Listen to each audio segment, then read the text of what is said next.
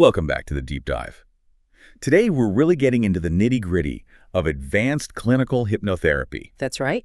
And we're talking about the professional stuff here, the actual techniques from training materials, not stage shows. Exactly. This is the structured, outcome-focused approach. We're basically walking you through the advanced practitioner's toolkit, chapter by chapter. Pulling back the curtain, so to speak. Yeah, showing how they work directly with the subconscious. Okay, but before we dive into the techniques, let's set the stage a bit.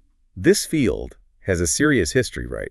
There was a major turning point. Oh, absolutely. The 1950s, that's when the American Medical Association, the AMA, officially recognized hypnosis. And it was all because of one pretty astounding medical event. A thyroidectomy, wasn't it? Surgery? A full thyroidectomy, major surgery. And the crucial part, the thing that really shifted perspectives, was that the patient had no chemical anesthesia, none. Just hypnosis. Just a deep hypnotic trance state. That undeniable demonstration of mind over body, documented by the medical establishment, well, it changed everything. Wow. That's hard to wrap your head around, even now. It really is. And you see the legacy of that today, even if you don't realize it. Doctors, dentists, they often use hypnotic principles. How so? Like suggesting a positive outcome. Exactly that. When your doctor says, this procedure is straightforward, you'll recover quickly, it's going to be a success, that's a suggestion. Delivered by an authority figure, it bypasses conscious worry. Huh. Never thought of it that way. So it influences your expectation and maybe even the physical recovery. That's the idea. And it goes way beyond just words in the doctor's office now. Hypnotherapy isn't some fringe thing anymore. Right. It's considered complementary medicine. Firmly. I mean, back in 2004, the Southern Medical Journal reported up to 40% of Americans were using some form of complementary treatment. And today, doctors routinely refer patients for things hypnotherapy is really good at. Like weight loss, quitting smoking. Weight loss, smoking cessation, managing fears. It's integrated into wellness plans now. Okay, so let's get into those core principles. Chapter 1 starts by defining what clinical hypnotherapy actually is. How is it different from just hypnosis? Good question. It's really a combination. You've got hypnosis, which is this trance state itself, but then it's combined with very precise outcome-focused therapy. Aimed at the subconscious. Directly at the subconscious. And the real kicker is the speed. Traditional therapy might take years to dig into issues. Hypnotherapy aims for, well, much faster results by talking directly to the part of the mind running the show. And that speed comes down to the mind-body connection, right? The idea that the body reacts to imagination as if it's real. That's the engine driving it. When a client vividly imagines, say, acing a presentation or pushing away a craving, their body responds physiologically. Yeah. Same neural pathways, same chemicals as if they actually did it. So they're practicing success internally first. Exactly. They get the feeling of success, the confidence boost, the control while they're still in the session. Which makes it easier to do it in the real world later. It overwrites the old pattern. They know they can do it because physiologically, they already have. It becomes part of their reality. Okay, let's talk states of mind. It's not about being asleep, is it? There are different levels. Right, 4 main stages: beta, alpha, theta, and delta. Beta is just normal waking consciousness, like us now, alert, processing everything. But the goal for most hypnotherapy isn't beta, it's alpha. Primarily, yes. Alpha is the sweet spot. It's a very light trance, technically. Why light? I always pictured deep hypnosis. Because in alpha, the client is slowed down, super focused, and that critical analytical part of the conscious mind takes a backseat.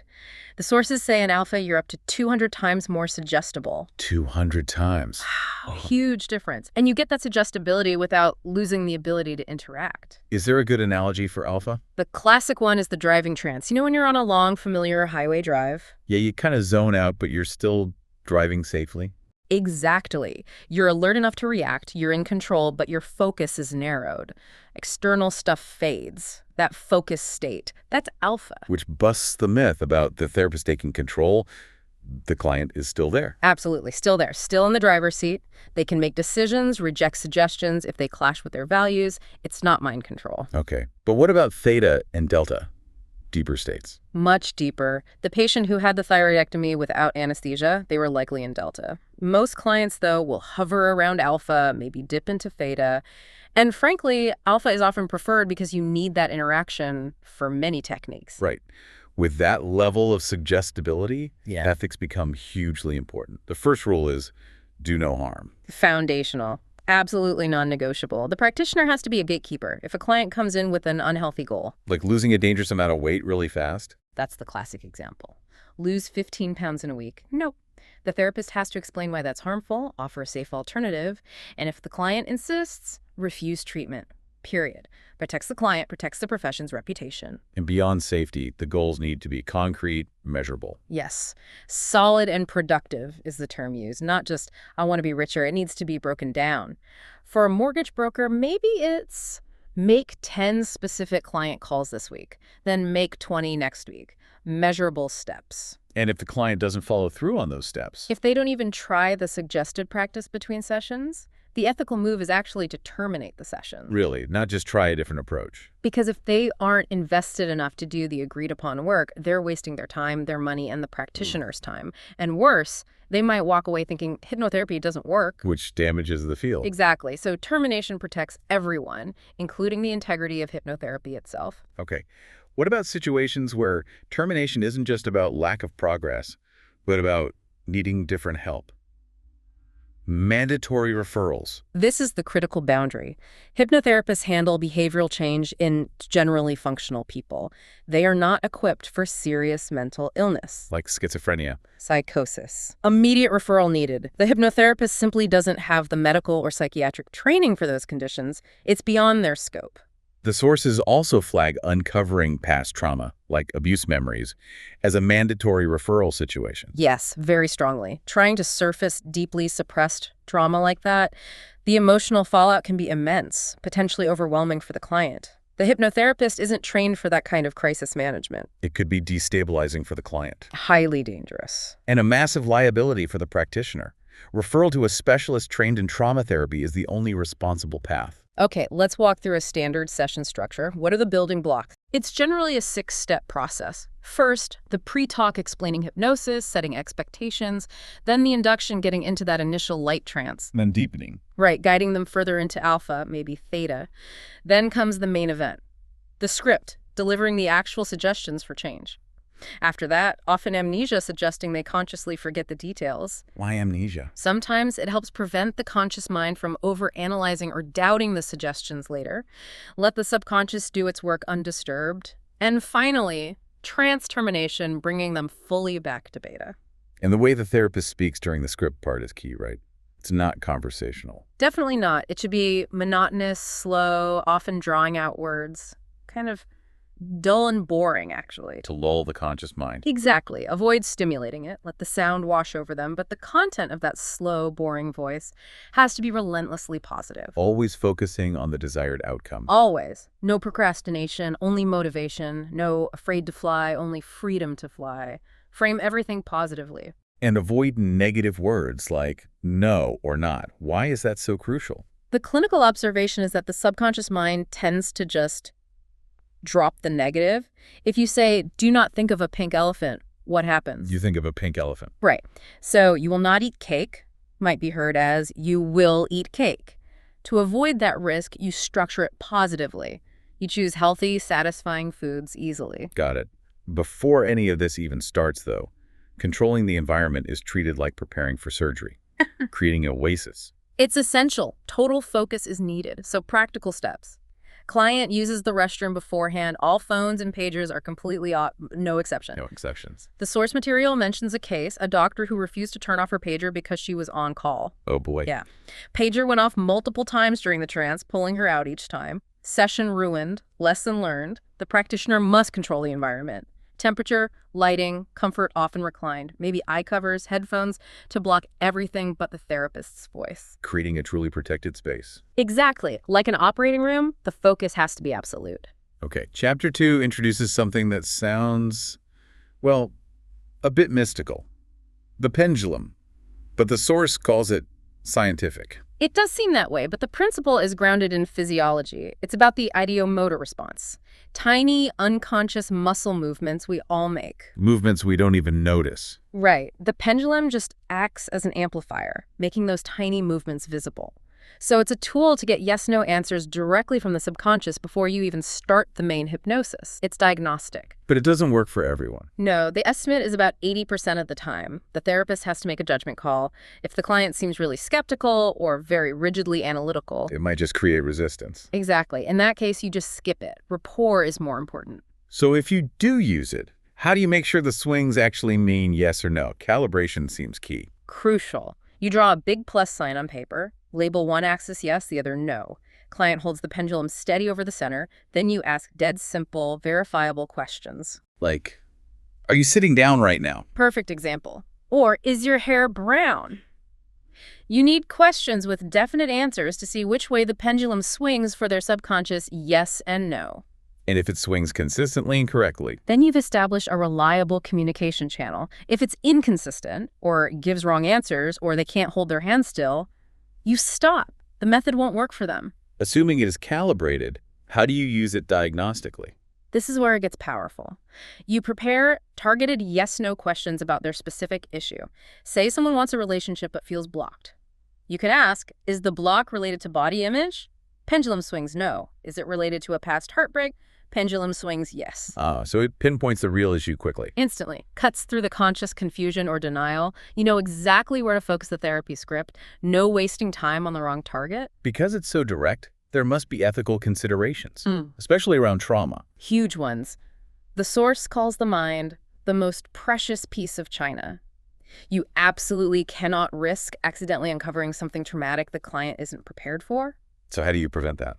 You must get the client's conscious approval for the list of questions before you start. Yep. They need to know and agree on the areas you'll be exploring. That's the safeguard. That makes sense. There's also a warning about using it on loved ones. Yeah, strongly advised against it. Think about it using this on your spouse or family. You might uncover things, past issues, hidden feelings that could seriously damage the relationship. Too much potential for harm. Way too much. Keep the professional tool out of your personal life. But you can use it on yourself. Yes. For self-exploration, decision-making, trying to access old memories maybe. It taps into your own ideomotor responses. Still powerful, but ethically sound when used on yourself with care. All right, Chapter 3. Post-hypnotic suggestions, or PHS. This feels like the stuff of movies, the really powerful application. What exactly is PHS? PHS is a suggestion or command given during hypnosis, but it's designed to be triggered and acted upon later when the person is fully awake and back in their normal conscious state. Like a delayed action command. Exactly. A behavioral time bomb, if you will, planted in the subconscious, waiting for a specific trigger. And those triggers can vary quite a bit. 4 main types. It can be a specific word here, relax, feel calm. It can be an action, go for a run, feel joy. It can be an external stimulus. Like seeing a cigarette. Right. See a cigarette, feel nauseous. Or it can be the passage of time. On November 1st, you'll effortlessly stop wanting sugar. How is this different from, say, classical conditioning like Pavlov's dogs? It's much more potent and persistent. Conditioning usually needs lots of repetition and can fade quickly if reinforcement stops. PHS often takes root in just one session. Why so powerful? Because it bypasses that conscious reality testing phase while in trance. It goes straight into the subconscious programming. And studies show PHS can remain active for months, even years, decades in some reported cases. Okay, we have to address the Hollywood version, the idea that PHS can make someone rob a bank or violate their morals. Total myth. The sources are adamant. PHS cannot force someone to act against their core ethics or will. The client retains that inner control. It specifically calls out movies like Curse of the Jade Scorpion as pure fiction on this point. So the suggestion has to align with the person's goals. Absolutely. Yeah. It needs to be non-bizarre and congruent with what the client actually wants. If it's too weird or conflicts with their values, the subconscious just rejects it, and that failure can actually make the client anxious. Let's talk about the evidence. There's a striking study about rationalization involving roses in a shoe. Ah, yes, a classic 1987 study. A subject in deep trance was given a PHS. 5 minutes after waking, she'd take off her shoe, put it on a table, and put roses in it. And crucially, she was told she wouldn't remember being given the instruction. And did it work? For those who reached the deep trance state, an 83.27% success rate. Astonishingly high. 83%. But the really interesting part wasn't just that she did it, it was why she thought she did it. She didn't question the bizarre action. Not at all. She instantly invented a reason. She suddenly remembered her boyfriend gave her a crystal vase shaped like her shoe, and she was just, testing the flower arrangement. And she believed her own invention. Completely. It shows how desperately the conscious mind needs to maintain a coherent narrative. The subconscious drives the action. The conscious mind scrambles to create a plausible-sounding, even if absurd, explanation to make sense of it. Mind-bending stuff. Then there's the MDMA experiment, linking suggestion to drug effects. This one pushes the boundaries even further. Researchers took people who had previously used MDMA or ecstasy and knew its effects well. Okay. They gave them a PHS that at a specific time after waking, they would re-experience the mental and physical feelings of being on MDMA, the euphoria, connection, sensory changes, without taking the drug. Yeah. The participants reported feeling effects that were 60% to 100% equivalent to the actual drug experience. Wow. Just from suggestion.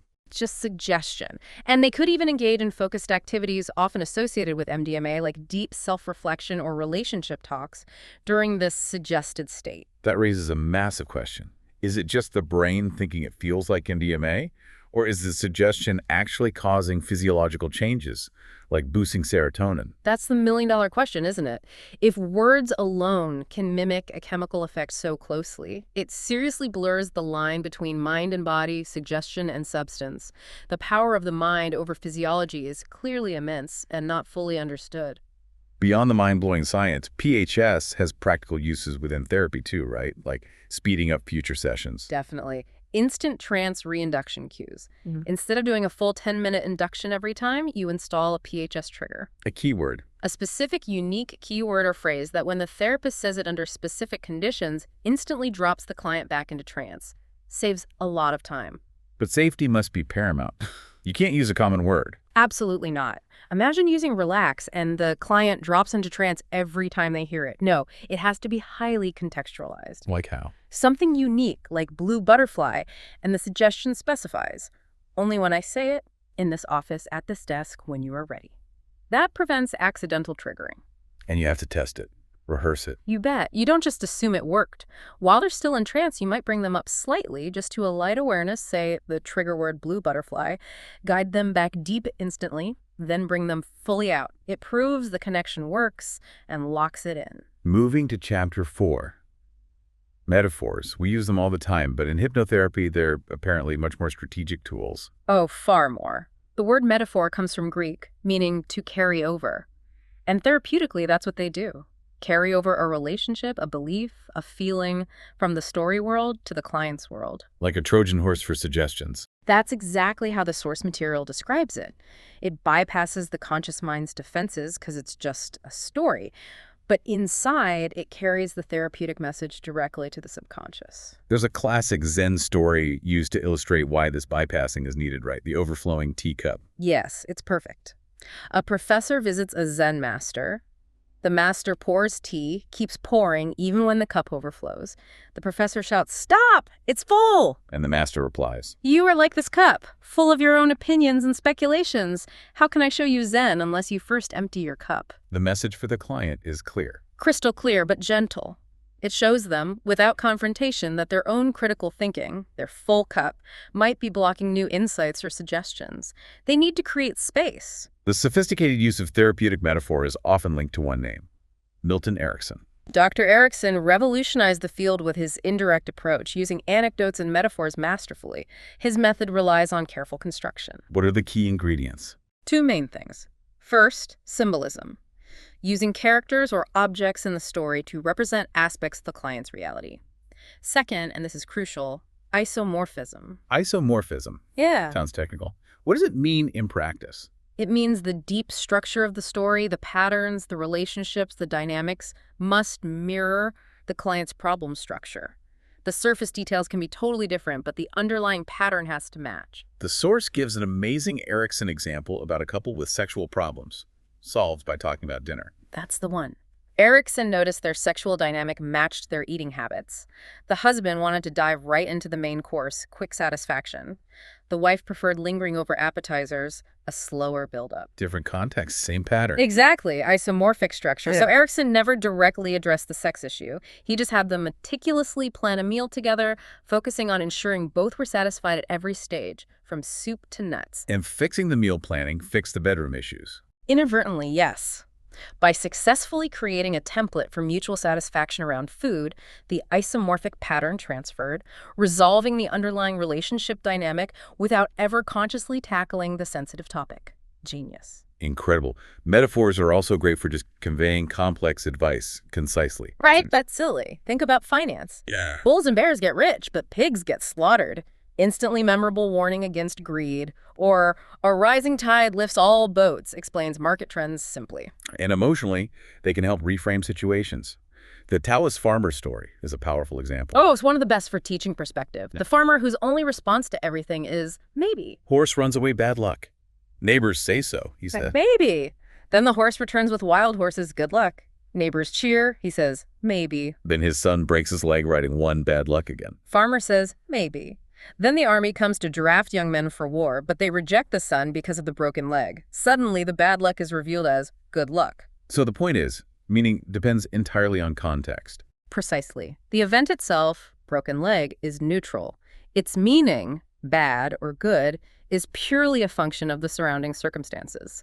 Is there a war requiring soldiers?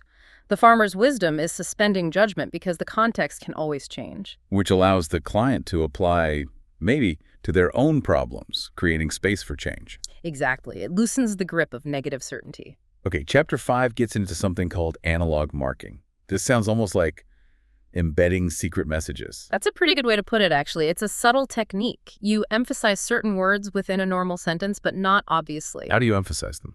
It could be a tiny gesture, a brief facial expression change, but most often it's a slight shift in your voice tone, volume, speed. Just enough for the subconscious to notice, but not the conscious mind. The goal is to deliver an embedded command. Need to clarify analog versus digital communication here. Right. Digital is the explicit stuff, the words themselves, yes, no choices. Analog is the how, the tone, the emotion, the subtle shades of meaning. Analog marking plays with those subtle analog shifts. So the conscious mind hears the sentence, the digital content. While the subconscious picks up on the slight analog shift on specific words, and those marked words form the hidden command. The source uses a scratch your nose example. How does that work? It relies on phonological ambiguity, words that sound like other words or phrases. The therapist might be talking about cooking and say something like, I know learning from scratch takes time, but you're likely to succeed if you ask someone who knows. And they emphasize scratch, your, and nose. Subtly, yes. A slight change in pitch or volume. The conscious mind hears cooking advice. The subconscious hears the embedded command, scratch your nose, which sounds like scratch your nose. And the person might actually scratch their nose without knowing why. If it works, yes. They execute the command, completely unaware it was implanted. Okay, that definitely sounds manipulative. The source even uses that word. It is manipulative by definition. You're guiding events towards a specific outcome. But the ethical line is extremely clear. It's only ethical when used to help the client achieve their own stated goals more easily. Helping them bypass their own resistance to get what they already asked for? Exactly. You're not making them do something they don't want to do. You're aligning the subconscious nudge with their conscious intention. Can you give a therapeutic example? Sure. A weight loss client. You might be talking about making choices and say, sometimes when you choose healthy options, you feel good almost immediately. You mark choose and feel good. Nudging them towards the desired action. Precisely. It's an embedded prompt to make the healthy choice they struggle with consciously. Since it serves their goal, it falls within ethical bounds. Chapter 6 tackles fears and phobias.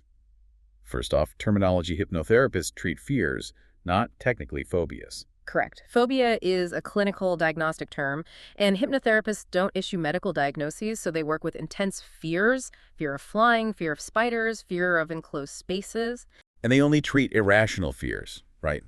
Not healthy ones. Absolutely. The fear has to be debilitating and out of proportion to the actual danger, like a crippling fear of harmless spiders that stops you going in your basement. But not, say, a fear of handling rattlesnakes if you're not trained. Exactly. That's a healthy self-preservation fear. Trying to remove that would violate the do no harm principle. Okay, for irrational fears, there's a specific technique called dissociation. It involves imagining multiple versions of yourself. Yes, it's a very structured desensitization method. You put the client in a light, interactive alpha trance. Then you have them imagine being in a movie theater watching a film about their fear, but with 3 distinct viewpoints. 3. What are they? First, the real you is safe up in the projection booth running the film, totally detached, in control. Okay. Second, another you is sitting down in the audience watching the screen from a distance.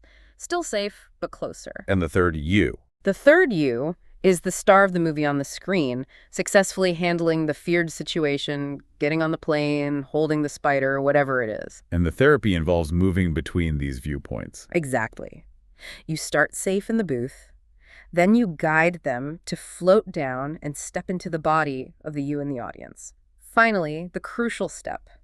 They float out of the audience you and into the body of the successful you on the screen. So they experience conquering the fear vicariously from the inside. Precisely. They get the felt sense of successfully navigating the feared situation, all while feeling perfectly safe because it's just imagination. What if they literally can't imagine themselves succeeding, like they've never calmly ridden an elevator? Good point. In that case, you use a proxy. The person on the screen becomes someone else who is confident James Bond handling the snake, a calm pilot flying the plane.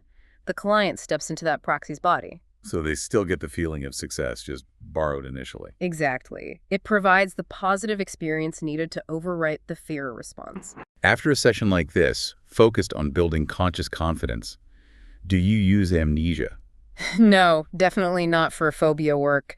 You skip amnesia entirely and go straight to trance termination. Why? Because the client needs to consciously remember that feeling of success and control they experienced in the trance.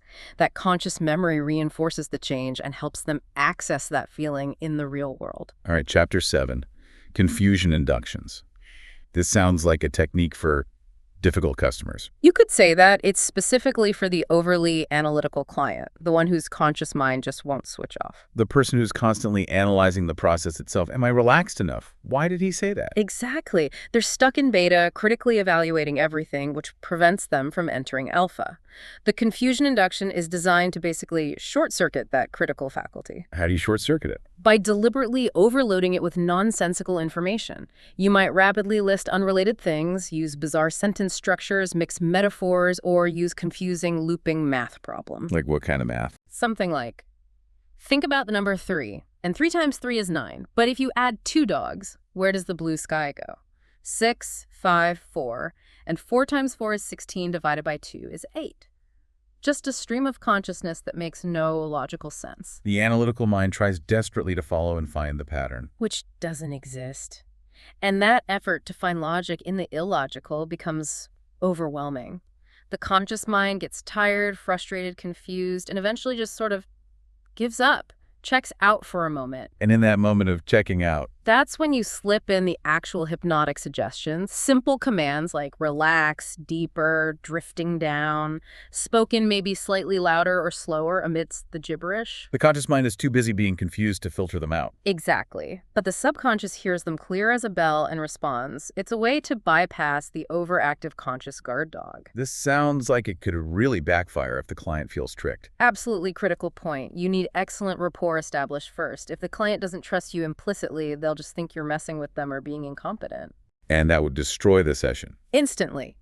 So confusion induction is an advanced tool used only when necessary and only when trust is very high. Chapter 8 brings us to hypnotic diagnosis.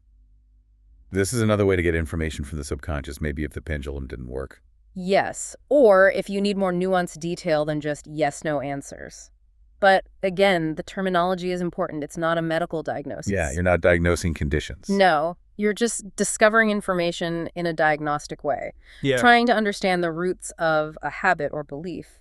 Maybe finding the specific childhood event linked to comfort eating, for example. What kind of trance state do you need for this?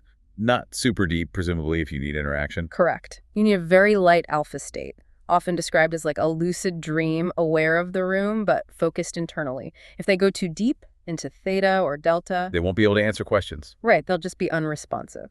So if that happens, you have to abandon the diagnostic part and switch to just giving suggestions. So the induction needs to be quick and light. Very brief, maybe 5 minutes max, maybe a minute of deepening, specifically aiming for that interactive state. Once they're in that state, how do you gather the information effectively?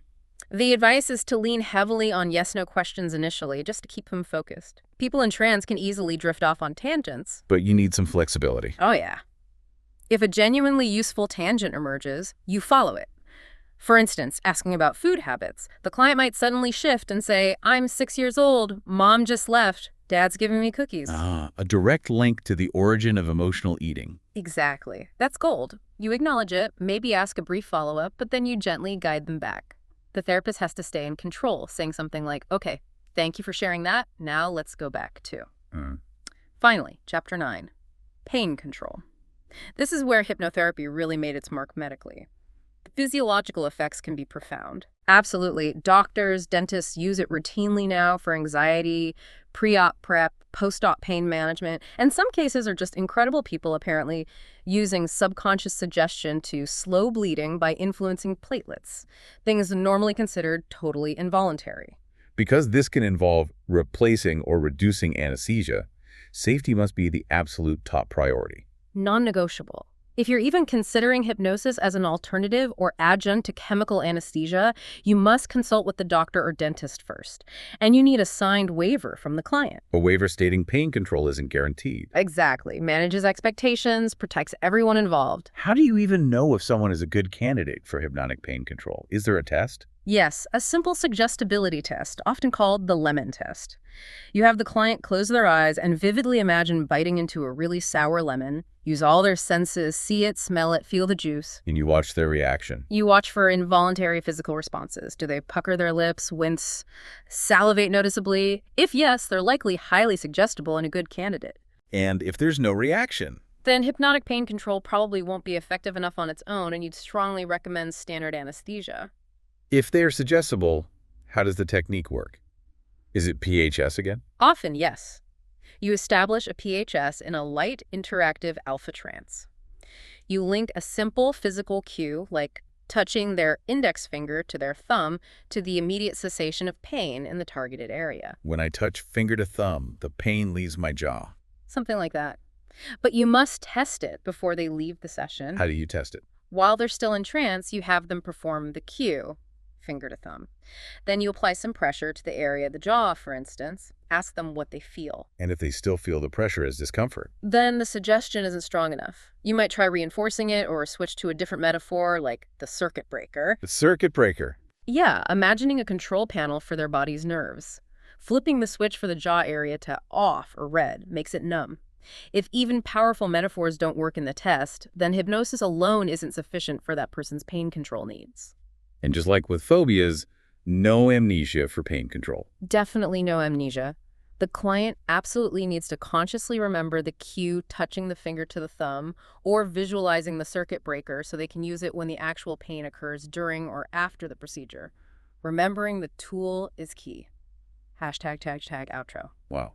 We have covered a lot of ground today, really gone chapter by chapter through these advanced techniques, from using a pendulum for diagnosis to analog marking, confusion inductions.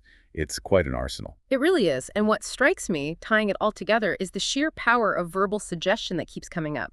Think back to that MDMA experiment. Right. Suggestion alone mimicking a powerful drug effect, up to 100% equivalence reported. Exactly. If words can potentially trigger physiological responses comparable to chemicals, it just underscores the incredible, almost untapped connection between mind and body that hypnotherapy accesses. It really makes you rethink the limits of mental influence. Okay, so for our final provocative thought for you, the listener, let's go back to that Taoist farmer. The maybe story. Yes.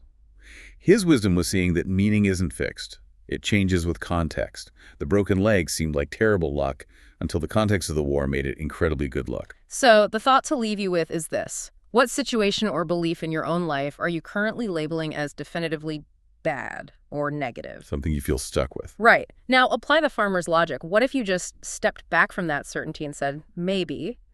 How might a shift in perspective, a change in context, even an imagined one, completely alter the meaning of that situation for you this week? What's your potential maybe moment waiting to be discovered?